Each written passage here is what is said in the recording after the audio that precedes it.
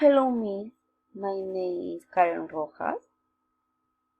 I will present about my autonomous learning project.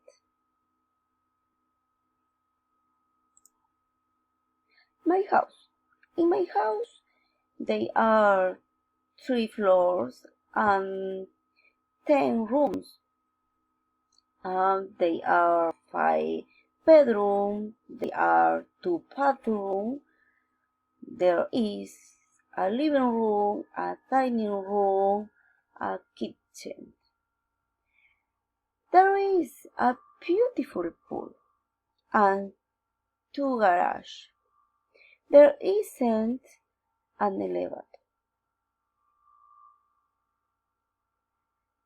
My bedroom is white.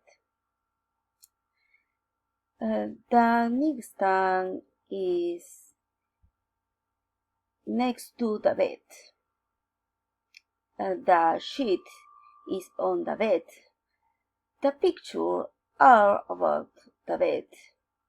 The lamp is on the nightstand and rug is in the front the bed.